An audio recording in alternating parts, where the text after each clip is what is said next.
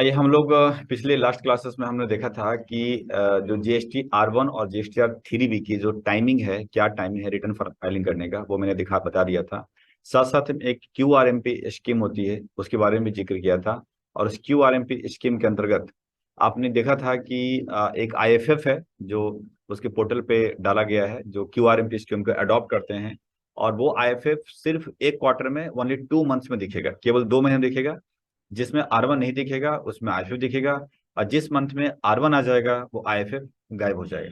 तो आज मैं फिर एक बार पोर्टल पे लेके चलता हूँ कि कल का जो हमने दिखाया था उसको अगेन ओपन करके दिखाते हैं आपको यहाँ पर।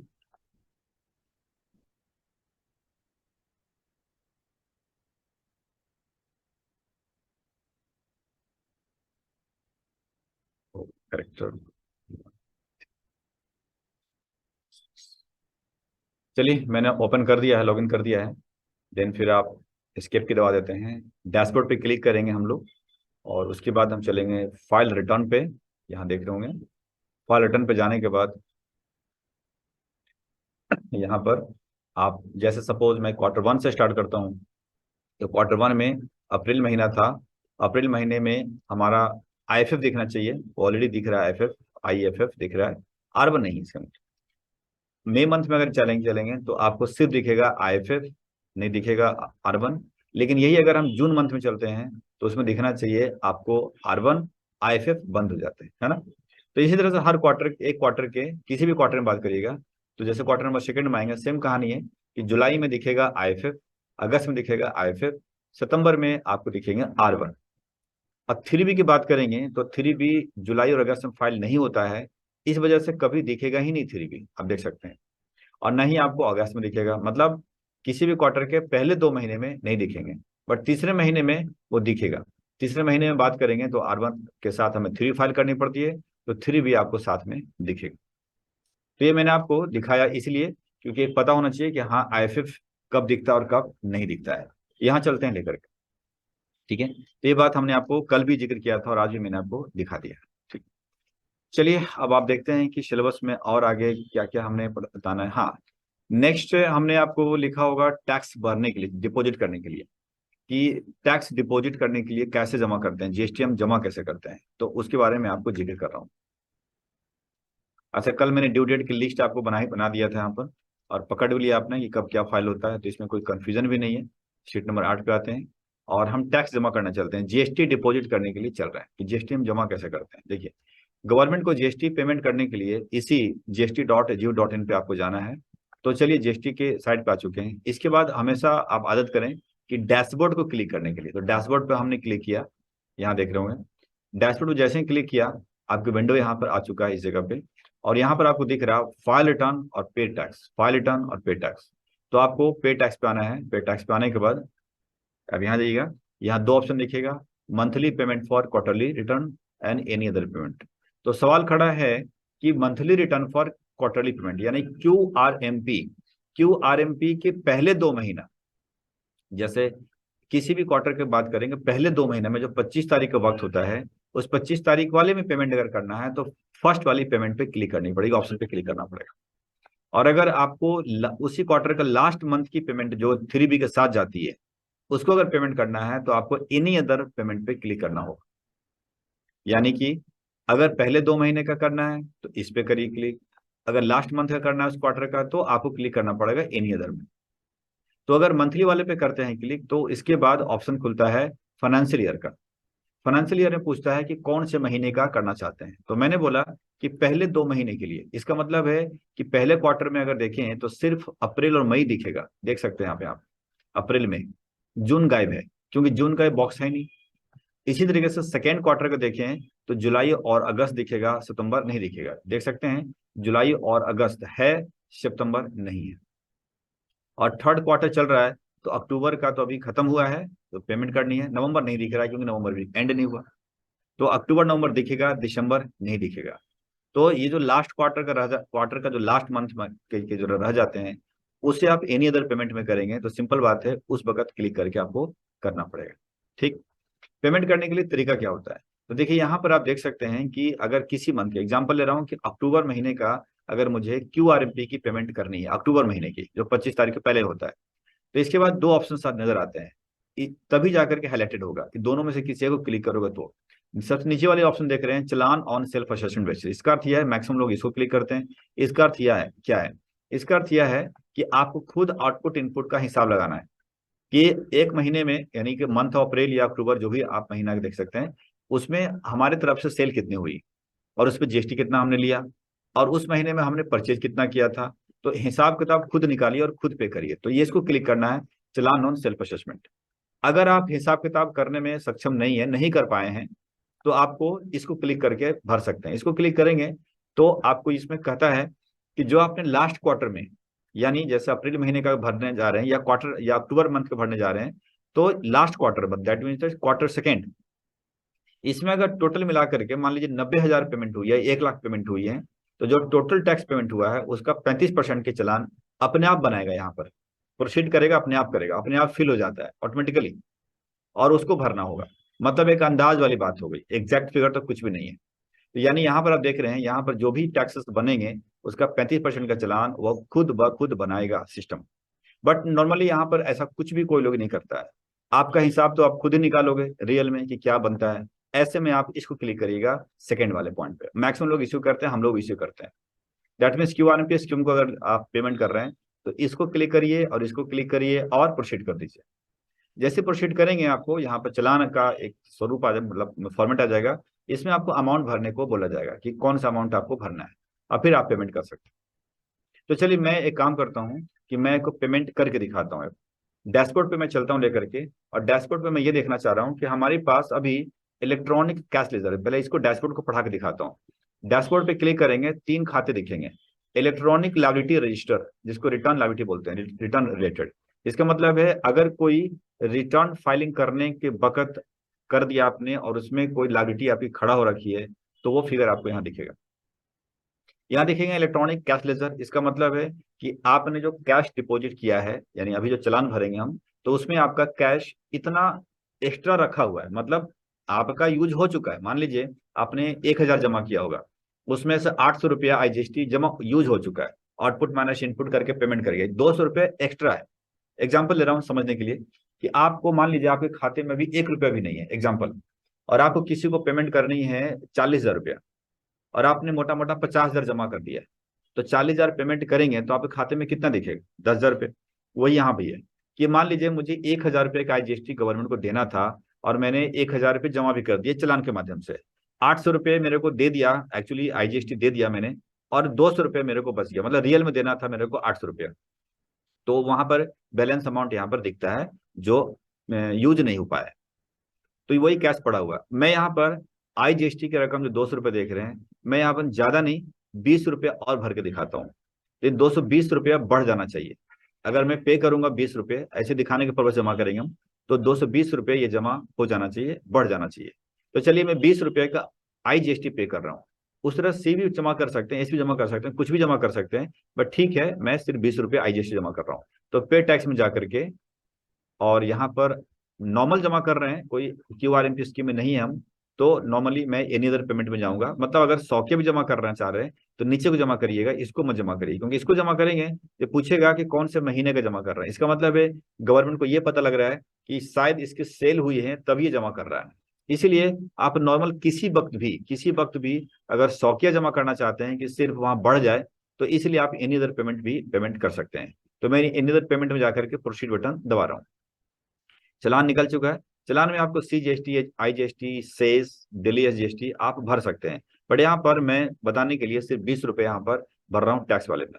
अगर आपका ब्याज बनता है तो ब्याज की कॉलम में भी भर सकते हैं। अगर पेनाल्टी है तो यहाँ भर सकते हैं। अगर कोई लेट फी है, लेट रिटर्न फाइलिंग फी है, तो भर सकते हैं। कोई अदर फी है तो यहाँ भर सकते हैं। तो मैं यहाँ पर IGST का अमाउंट को यहाँ पर फिल कर रहा हूँ, जो 20 रुपीज है मैं भर रहा हूँ। यानी CIGST सेस दिल्ली से, तो 20 रुपये यहाँ भर दिया। भरने के बाद यहाँ आते हैं और ई पेमेंट पे क्लिक करते हैं। जैसे मैंने ई पेमेंट पे क्लिक किया, यहाँ जनरेट चलान किया, यहाँ पर देख रहे हैं यहाँ 3 ऑप्शन नजर आ रहे हैं, over the counter, NEFT, RTGS। अगर आपको लग रहा है 20 रुपये आपके पास नेट बैंकिंग है तो ई पेमेंट के थ्रू पेमेंट कर दीजिए। अगर लग रहा है कि बैंक में जाकर के नेट बैंकिंग काम नहीं कर रहा है ना, आपके पास नहीं है, तो ओवर द काउंटर बैंक में जाइएगा, जिस बैंक में जाना है, जैसे ICICI बैंक में जाना है तो आईसीआईसी बैंक में कैश ले जाना है तो कैश पे टिक कर दीजिए, यहाँ चलान बन जाएगा अपने आप, चलान जनरेट करेंगे चलान बन जाएगा। अगर आपको चेक लेके जाना है तो चेक पे क्लिक कर दीजिए और 20 रुपए का चेक बनाकर ले जाना पड़ेगा। बट आमतौर पे लोगों के पास ई पेमेंट के लिए नेट बैंकिंग होता है, इसलिए आप नेट बैंकिंग के थ्रू पेमेंट कर सकते हैं। नहीं तो ऑप्शन एक और भी है, एनईएफटी आरटीजीएस का भी ऑप्शन है। इसमें जाकर के आप जिस बैंक में एनईएफटी करवाएंगे उस बैंक का नाम यहाँ पर डाल सकते हैं। इसमें मैक्सिमम सभी बैंक है जो इंडिया के अंदर अवेलेबल हैं। जैसे suppose state bank of India में जाना चाहते हैं तो स्टेट बैंक ऑफ इंडिया का लिस्ट आपको यहाँ पर दिख जाएगा, स्टेट बैंक ऑफ इंडिया, ये देख सकते हैं आप, ठीक। तो आपको यहाँ पर मिल जाएगा। बट नॉर्मली मैं ई बैंकिंग लेके चलता हूँ ताकि नेट बैंकिंग के थ्रू पेमेंट करा जाए, ठीक। एक बार फिर से जनरल चलान को क्लिक करने से पहले एक बार फिर दिखा दें कहाँ गए थे। हम लोग गए थे डैशबोर्ड पे, फिर उसके बाद पे टैक्स पे हम गए थे चलान भरने के लिए। यहाँ पे एनी अदर पेमेंट पे हम ऑप्शन सौखिया पेमेंट कर रहे हैं तो कर सकते हैं। क्यूआर पे तो यहाँ पे करना पड़ेगा, प्रोसीड बटन डालना है, आईजीएसटी की रकम डालनी है यहाँ पर, मान लीजिए 20 रुपीज। यहाँ पर net banking, e payment and generate challan पे क्लिक करेंगे, चलान सक्सेसफुली जनरेटेड हो चुका है, देख रहे हैं। और यहाँ पर आपको वो दिखने लगेगा 20 रुपीज की टोटल अमाउंट। कभी कभी क्या होता है कि आपको नेट बैंकिंग का आईडी पासवर्ड अवेलेबल अकाउंटेंट को नहीं की जाती है ताकि फ्रॉड ना करे। वो कहता है तुम चलान बना करके छोड़ दो, ओनर कह रहा है चलान बना के छोड़ दो, मैं पेमेंट कर दूंगा। तो आपको यहां तक करके छोड़ देना है। अगर ओनर कहता है कि नेट बैंकिंग आईडी पासवर्ड मेरे पास है तुम्हें नहीं देंगे, तुम चलान बना के छोड़ दो बाकी मैं पेमेंट करूंगा, तो आपको यहां तक करके जनरेट चलान पे क्लिक करके छोड़ देना है। छोड़ने के बाद अब आप इसको बंद कर दीजिए, तो लीजिए मैं बंद कर दे रहा हूँ। अब ओनर क्या करेगा, उसको लॉगिन करेगा क्योंकि आईडी पासवर्ड तो उसे उसके पास भी है। तो चलिए वो लॉगिन कर रहा है, मैं लॉगिन करके दिखा देता हूँ।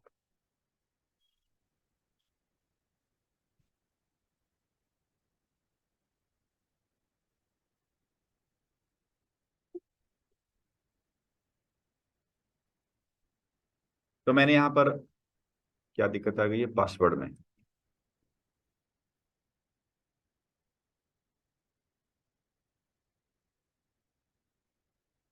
316857।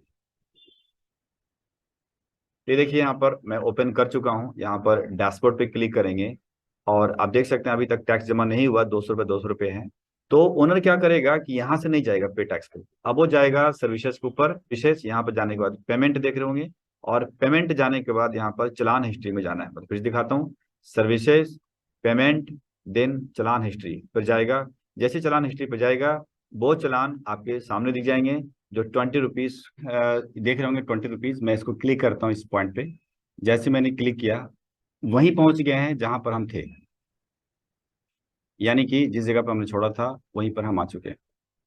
यहाँ पर दिख रहा होगा प्रेफर्ड बैंक्स और नेट बैंकिंग। ये प्रेफर बैंक का मतलब ये है कि आमतौर पे जो पेमेंट हम आमतौर पे करते हैं, कभी एसबीआई से कर लेते हैं, कभी आईसीआईसी बैंक से कर लेते हैं, एचडीएफसी, मतलब जो क्लिक किया होगा। जैसे एसबीआई का भी क्लिक किया तो वहां पर आ गया। बट जनरली मतलब जो आपने कभी एक बार भी क्लिक किया है उस बैंक को तो वहां पर शो करता है। आमतौर में कभी आईसीआईसी बैंक, एचडीएफसी बैंक से पेमेंट किया है मैंने तो वो आपको यहाँ पर शो करेगा। आपको लग रहा है ये बैंक नहीं लेना है, नेट बैंकिंग में आपको यहाँ पर कुछ भी ले सकते हैं, बहुत सारा बैंक आपको दिख रहा है। तो मान लीजिए मैं H D F C bank से थोड़ा ट्रांसफर कर रहा हूँ यहाँ पर, तो H D F C bank पे हमने क्लिक किया, क्लिक करने के बाद मेक पेमेंट यहाँ पर जाएंगे, मतलब नेट बैंकिंग में जा करके पेमेंट करेंगे। मतलब आपका बॉस कर रहा है, यहाँ पर टर्म्स एंड कंडीशन पर एक बार क्लिक कर लेते हैं और यहाँ पर हम पेमेंट कर लेते हैं। यहाँ पर H D F C bank का पोर्टल खुलने जा रहा है। यहाँ रिटेल और कॉर्पोरेट, कोई कंपनी में है तो आप इसको क्लिक करेंगे, कोई प्रोप्राइटरशिप फर्म में है तो आप इसको क्लिक करेंगे। क्लिक किया, यहाँ पर आप जाइएगा, यहाँ पर ठीक है। आप यहाँ आईडी जो हम मुझे मिला है वो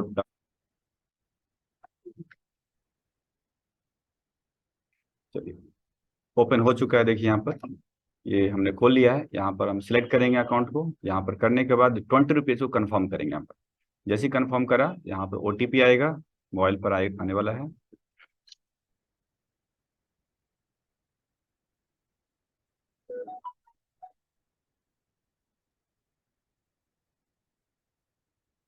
जीरो टू 5910, ये रही ओटीपी, मैं डाल दिया, सबमिट कर दिया। अगेन देख सकते हैं यहाँ पे एक मैसेज आ चुका है कि भैया सक्सेसफुल हो चुका है। होने के बाद यहाँ पर देखने के लिए सब जगह पे फटाफट आ गया कि 20 रुपए गए तुम्हारे काम से। अब यहाँ click here to view your cash ledger, आप चेक करेंगे तो यहाँ पर आप देख सकते हैं डैशबोर्ड पर जा करके कि आपको यहाँ पर 220 रुपये बढ़ गया। ठीक, तो जो बॉस है वो यहाँ पर जा करके डायरेक्टली पेमेंट कर सकता है, और अगर आप उसी टाइम पे अगर आपके पास आईडी पासवर्ड होता है तो लगातार कर लेते हैं, दिक्कत क्या था। अगर मान लीजिए किसी पार्टी का कर रहे हैं तो पार्टी को अगर चालान मांग रहा है कि मुझे चालान भेज दो, तो चालान भी कहाँ से निकलेगा, सेम वहीं से निकलेगा, सर्विसेज में जाएंगे, पेमेंट में जाएंगे, चालान हिस्ट्री में जाएंगे। जैसे क्लिक करेंगे वहां पर, वहां जाने के बाद यहाँ पर आपको दिख जाएगा 20 रुपीज की, इसे आप क्लिक करेंगे और चालान आप यहाँ से डाउनलोड कर सकते हैं। ये चालान आपके यहाँ से निकलेंगे। ठीक है, तो दिखा रहा है 20 रुपये IGST आपने जमा किया, इसे आप PDF में तो है ही ऑलरेडी, इसे पार्टी को आप सेंड कर सकते हैं। ठीक है, तो ये थी आपकी टैक्स को, GST को जमा करने का तरीका। ठीक, चलिए अब नेक्स्ट चलते लेकर के। चालान की कॉपी मैं आपको एक भेज भी दूंगा सिर्फ देखने के पर्पज से, तो एक काम करते हैं, एक डाउनलोड कर करके रख लेता हूँ चालान। हाँ, अभी दिखाते हैं, ये मैं अभी इसको डाउनलोड कर लेता हूँ ताकि एक सैंपल के तौर पे आपके पास चालान की कॉपी आ जाए, और मैं भेज दूंगा। ठीक है, चलिए इसके बाद आपने पूछा कि डैशबोर्ड पे जाकर के, कि पहली बात तो ये समझ आ गई कि रिटर्न से संबंधित कोई लायबिलिटी है तो यहाँ दिखेगा, कैश बढ़ गया वो दिख रहा है। यहाँ है ITC, जो आपने परचेज किया था, जगह जगह से आपने परचेज किया है, तो इनपुट आपको मिलेगा माइनस करने का। जो इनपुट बचा हुआ है, मतलब जो आउटपुट में से इनपुट एडजस्टमेंट होता है, तो इनपुट तो आपने एडजस्ट कर ही लिया होगा, एडजस्ट करने के बाद जो बच गया वो फिगर यहाँ दिख रहा है।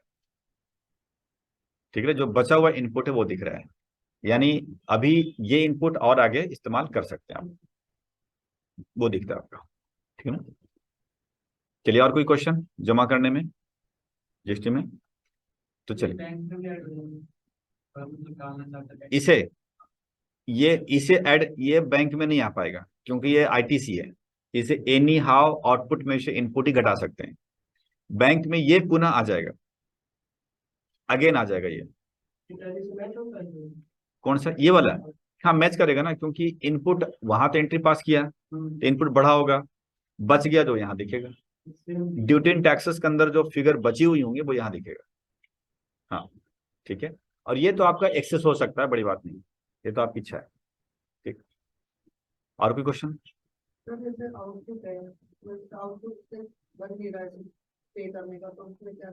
हाँ, आउटपुट अगर नहीं बन रहा है तो आपको GST पे नहीं करना है, नहीं पे करना है, तो ऊपर से इनपुट और बच ही रहा होगा मान लीजिए, तो बचा हुआ इनपुट ही दिख रहा है। जैसे ये जो देख रहे हैं 220, 40, 25 रुपए, ये सिखाते सिखाते में भरा हमने, अभी कई महीनों से हमें GST जमा भी नहीं किया। रीजन ये है कि मेरा इनपुट ज्यादा, मैंने कहा था ना कि AC का लिया था, UPS का लिया था, तो वो एक्स्ट्रा हो गया हमारा, और उसमें से एडजस्टमेंट होते होते फिर भी 8,000 रुपये, समझ रहे हैं, एक तरह का मोटा मोटी 9,000 मान लीजिए, दोनों मिलाकर सब मिलाकर के इनपुट मेरा बचा हुआ, समझ रहे हैं? ऊपर से माल खरीदेंगे तो उसका इनपुट और बढ़ेगा, तो अभी ये एडजस्ट हो, मेरा उतना सेल होता नहीं है, तो सेल होता भी है तो परचेज उधर से आ गया तो वो भी तो इनपुट बढ़ गया ना। तो ये समझिए अभी तक हम फ्री है, एक आध साल के लिए तो हम पे नहीं करना है, क्योंकि उससे एडजस्टमेंट होता रहता है। ठीक है, तो बच बच जाता है। ठीक है, तो आउटपुट में से इनपुट को जमा कर सकते हैं, इनपुट अगर बच गया एक्स्ट्रा तो बच गया। और कोई क्वेश्चन? नहीं ना,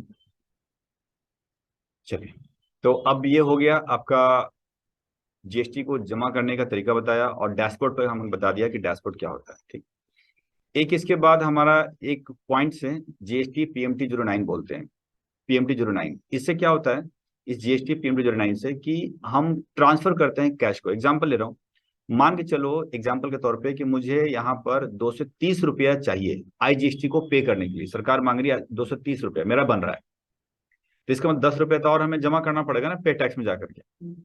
तो गवर्नमेंट बोलती है कि नहीं, अगर आपका CGST और HST में अमाउंट कुछ पड़ा हुआ है तो आप यहां से पैसा ट्रांसफर कर सकते हो, यहाँ पर उसको GST PMT09 के नाम से जानते हैं, यानी GST PMT09 से आप अमाउंट यहाँ पर ट्रांसफर कर सकते हैं, जिससे क्या हो, यहाँ पर खाली हो जाएगा और पैसा यहाँ पर आ जाएगा। उसी तरीके से मान लीजिए CGST में पैसा कम पड़ रहा है, आपको देना है सरकार को, तो पैसा आप या तो एसजीएसटी से या आईजीएसटी से ले सकते हैं। किसी से किसी में पैसा जा सकता है, यहाँ से यहाँ जा सकता है, यहाँ से यहाँ जा सकता है, यहाँ से यहाँ जा सकता है, या कुछ भी कैसे भी हो सकता है। वो जीएसटी पीएमटी जो 9 होता है, तो वो मैं करके आपको दिखा रहा हूँ। तो चलिए, मेरा टारगेट है कि सीजीएसटी से 10 रुपए खींच करके आईजीएसटी में घुसाना। तो जीएसटी पीएमटी जो 9 भरते कहाँ से? भरने के लिए सर्विसेज में आइए, और यहाँ पर आपको लेजर मिलेगा, यहाँ पर आपको इलेक्ट्रॉनिक कैश लेजर मिलेगा। जब क्लिक करेंगे तो यहाँ पर आपको दिख जाएगा जीएसटी पीएमटी 09। फिर दिखाते हैं डैशबोर्ड पे कि हम लोग गए थे सर्विसेज के ऊपर, और यहाँ पर आपको दिख रहा है लेजर, यहाँ दिख रहा है इलेक्ट्रॉनिक कैश लेजर। जब क्लिक करेंगे यहाँ पर तो आपको दिखेगा GST PMT 09 for transfer of amount. जब आप यहाँ पे क्लिक करोगे तब आपके यहाँ पर वो अमाउंट दिखेगा जो हमारे खाते में पड़ा हुआ है कैश। जैसे देख सकते हैं 220 रुपये, 40 रुपये, 25 रुपये पड़े हुए हैं, वो दिखेगा। और यहाँ पर आप कुछ भी नहीं कर सकते हो, जस्ट डिस्प्ले पर्पज से। यही सेम चीज आपको यहाँ दिखेगा। नीचे में आइए, जो इधर से उधर करना हेरा फेरी वो यहाँ कर सकते हैं। ट्रांसफर अमाउंट फ्रॉम, यहाँ पर क्लिक करेंगे आईजीएसटी, अमाउंट फ्रॉम आईजीएसटी से लेना है। यहाँ पे क्लिक करेंगे कौन सा अमाउंट, टैक्स की रकम लेना है जो कि 220 रुपये है। अब ट्रांसफर करना किसमें, transfer amount to, transfer amount from IGST से 220 रुपये अमाउंट है, टू किसको करना है, तो यहाँ सेलेक्ट करिएगा। हमें नहीं, हमें भरना निकालना कहाँ से था, सीजीएसटी से निकालना है जो 40 रुपये था, और हमें भरना है आईजीएसटी में जो कि भरना है केवल 10 रुपये, है ना। यानी सीजीएसटी से 40 रुपये खींच करके और 10 रुपये डालना है आईजीएसटी में। फिर सेव कर लीजिएगा, इसको यस बटन डालिए। तो क्या होगा, यहाँ नीचे में एक वैल्यू दिखा देगा कि 10 रुपये ट्रांसफर करने वाले हो। अभी भी आप मना कर सकते हो, डिलीट कर सकते हो। टॉप पे आइएगा तो इस अमाउंट को दिखा देगा रिजल्ट कि क्या होने वाला है। हुआ नहीं है, अभी भी डिलीट कर सकते हो, आपकी इच्छा है, बट होने वाला है वो रिजल्ट वो दिखा देगा कि भाई यहाँ पर सीजीएसटी में 40 के बजाय 30 रुपये हो जाएगा, ठीक। और यहाँ पे 230 रुपये अभी हुआ नहीं है, लेकिन अभी दिखा दिया, यहाँ यहाँ दिखा दिया, देखिए कि 30 रुपये यहाँ पर आप देख रहे होंगे यहाँ पर कि 30 रुपया अमाउंट यहाँ पर हो गया, और यहाँ पर आपकी 230 रुपये हो जाएगा। 220 था ना अभी, तो अभी 230 रुपये हो जाएगा, लेकिन हुआ नहीं अभी। यहाँ आने के बाद एड रिकॉर्ड आप देख रहे होंगे यहाँ पर, तो फिर से अगेन आप कर सकते हो अगर दोबारा करना है तो, अदरवाइज आप प्रोसीड टू फाइल कर दीजिए। जैसे ही प्रोसीड टू फाइल करेंगे यहाँ पर आपकी यहाँ की वेरिफिकेशन आएगा, क्लिक करने के लिए नाम आ रहा है एंड फाइल जीएसटी पीएम 9 आएगा। जैसे क्लिक करिएगा, यस बटन डालिए, हो गया है। एक बार ईवीसी पे क्लिक कर दीजिए, फाइल विथ ईवीसी क्लिक करेंगे, प्रोसीड करेंगे, और यहाँ पर ओटीपी आया है हमारे पास तो उसको हम डालें। आ गया है, मेल पर भी आ गया वैसे तो।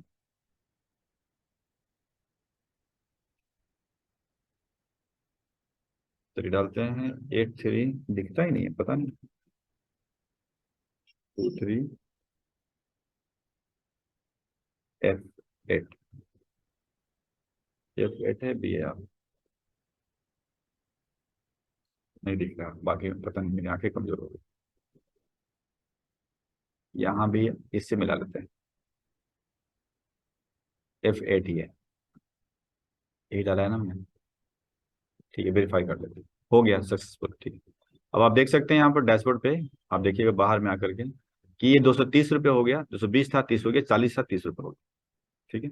तो पीएमटी 09 हो गया। पीएमटी 09 देखना चाहते हैं फिर से कि ट्रांसफर कब किसने कौन किया, तो यहाँ जाकर के लेजर में जाकर के इलेक्ट्रॉनिक कैश लेजर में आपको यहाँ दिख जाएगा कि व्यू फील्ड जीएसटी पीएमटी 09 जो आपने भरा है वो यहाँ देखिएगा। और यहाँ पे search by date wise search कर सकते हैं। जैसे सपोज आज की डेट अगर सर्च करते हैं 4 तारीख का, 4 से 4 सर्च करेंगे तो देखिएगा आज की तारीख में, अरे यार दिखना, देखो यहाँ दिख गया। आप यहाँ क्लिक करोगे करोगे तो वही दिख जाएगा कि आपने कैसे कैसे क्या किया। यहाँ सब रिपोर्ट भी निकाल सकते हैं आप, ठीक है। तो ये थी आपकी जीएसटी पीएमटी 09, जिससे आप हेरा फेरी इधर से उधर कर सकते हैं, ठीक है। एक है नोट करके यहाँ पर, ऑप्ट, यहाँ स्टेप भी लिख चुका हूँ कैसे कैसे जाना था। क्यूआरएमपी को आप स्कीम को सिलेक्ट करना, जैसे मैंने बोला था कि कोई अगर जिसकी टर्नओवर पिछले साल की 5 करोड़ से नीचे है तो वो अपना चॉइसेस दो कर सकता है, मंथली या क्वार्टरली। तो चॉइसेस कहाँ से सिलेक्ट करना होता है, यहाँ से जाएंगे डैशबोर्ड पे, पहले क्लिक करके दिखाता हूँ, फ्रेश हो गया हम, और सर्विसेज में जाइएगा यहाँ पर, और यहाँ रिटर्न का ऑप्शन आएगा। यहाँ जाने के बाद आप देख सकते हैं opt in for quarterly return पे क्लिक करेंगे, यानी अभी भी चॉइसेस हैं, कर सकते हैं। 22 तेईस पे सर्च करेंगे और यहाँ आ जाएंगे। आपको 3 ग्रे कलर दिख रहा होगा और एक दिख रहा है ग्रीन कलर का। एक बार फिर से मैं यहाँ आता हूँ, डैशबोर्ड पे क्लिक करके हम कहाँ गए थे, सर्विसेज में, और जाने के बाद यहाँ रिटर्न है। रिटर्न में देख सकते हैं opt in for quarterly return पर क्लिक करेंगे, और करने के बाद यहाँ पर 22-30 सर्च करिए। यहाँ पर आपको 3 दिखेंगे ग्रे, एक दिखेगा ग्रीन। देखिए क्या मतलब है, इसका मतलब है कि अक्टूबर से दिसंबर जो अभी रिटर्न जो क्वार्टरली चल रहा है, क्वार्टर चल रहा है अक्टूबर दिसंबर, इसमें भैया क्वार्टर झेलने पड़ेंगे, ये मंथली चेंज नहीं हो पाएगा। क्यों? क्योंकि मंथली चेंज होने का लास्ट डेट थी 31 अक्टूबर, जो पार हो चुका है, तो अब कुछ नहीं हो सकता है। हाँ, अगले क्वार्टर जो आने वाला है जनवरी से लेकर मार्च वाला, उसको उसका डिसाइड करते हो कि नहीं जनवरी से मार्च वाली में मंथली मेरा हो जाए, तो आप मंथली पे यहाँ पे क्लिक कर सकते हैं। अभी भी नहीं करना है कोई बात नहीं, 1 नवंबर से स्टार्ट होकर के 31 जनवरी तक डेट है, इसके बीच में जब भी आपको मूड करे तो इसको मंथली चॉइसेस कर सकते हैं। अभी क्वार्टरली सिलेक्टेड है, तो यहाँ देख सकते हैं कि R1 के लिए टाइमिंग यहाँ देख रहे हैं कि अभी तक फिलहाल नहीं आया है, मतलब यहाँ पर आना चाहिए था, लेकिन अभी फिलहाल तो उसने दिया नहीं है। लेकिन जैसे ही ये मंथली करेंगे ना, तो ये मंथली मंथली मंथली डिवाइड हो जाएगी। 3 भी देखिए नए नए लिखा हुआ है, और ये 24 अप्रैल लिखा हुआ है 3 वीक के लिए। लेकिन जैसे आप मंथली भी क्लिक करिएगा, यहाँ देखिए डेट मंथली हो जाएगी। डेट अभी एक्चुअली शो नहीं कर रहा है, लेकिन आपको शो करने लगेगा थोड़े दिन बाद, यहाँ पर शो करेगा। और आप 3 भी देखिएगा, मंथली मंथली मंथली दिखने लगेगा। और एक बार सेव बटन डालना है, बस हो गया, आपकी मंथली हो गई। इसका मतलब है कि अगले क्वार्टर में रिटर्न मंथली मंथली भेजना है। और जहां मैंने दिखाया था अभी IFF वगैरह, जहां पर जाकर के वहां पर आपको R1 और 3 भी हर महीने दिखना चालू हो जाएगा। यह सिलेक्शन आप हर क्वार्टर में कर सकते हैं। ऐसा नहीं है कि एक क्वार्टर में कर लिया और हर महीने यही रहेगा ना, एवरी क्वार्टर में जाकर फिर से चेंज कर लिया। यहाँ बाय डिफॉल्ट अपने आप क्वार्टरली हो जाता है। वजह क्या है कि रिटर्न हमारी टर्नओवर 5 करोड़ से नीचे है, तो टर्नओवर के हिसाब से अपने आप सेट हो जाते हैं। लेकिन फिर आपको अपने हाथों से इसको चेंज कर सकते हैं, ठीक है। तो ये ऑप्शंस आपको कहाँ दिखा था, services, return and opt in for quarter return में जाएंगे तो ये ऑप्शन आपको दिखेगा, क्वार्टरली, क्वार्टरली एंड मंथली, ठीक है।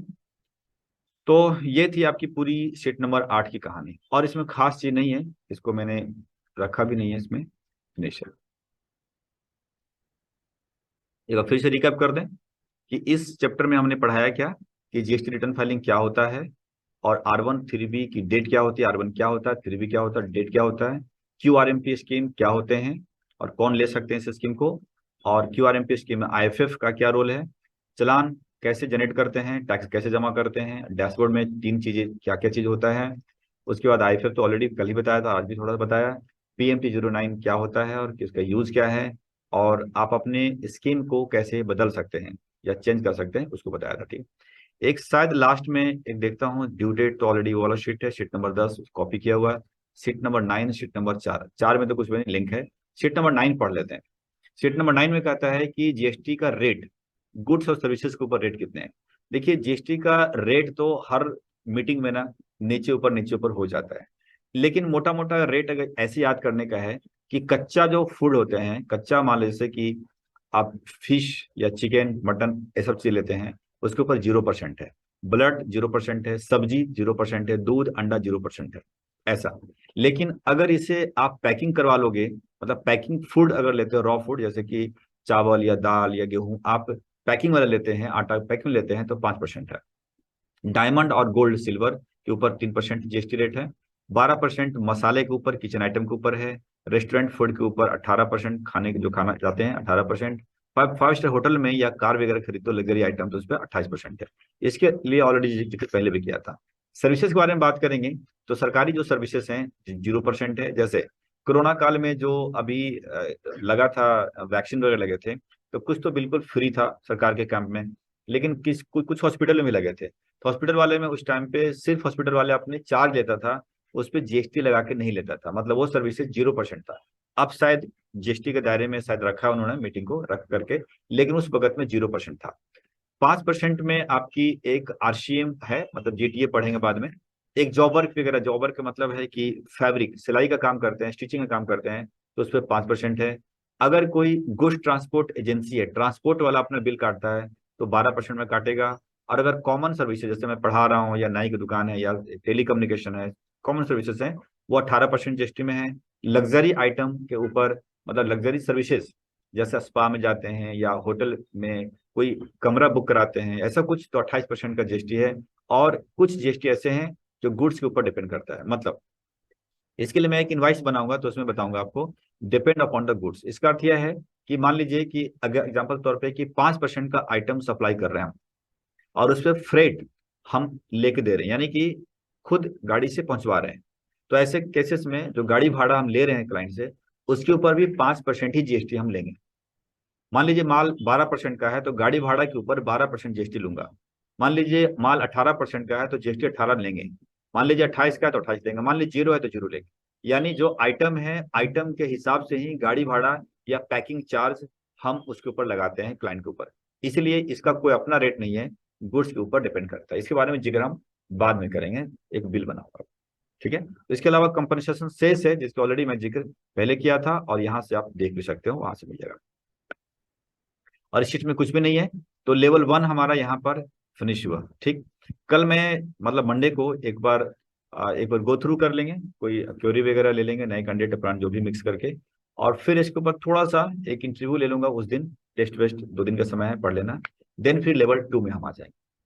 ठीक है, कुछ पूछने का है ऐसा लग रहा है? नहीं ना? तो मैं यहाँ पर रखता हूँ, वो आज बहुत पहले क्लास खत्म।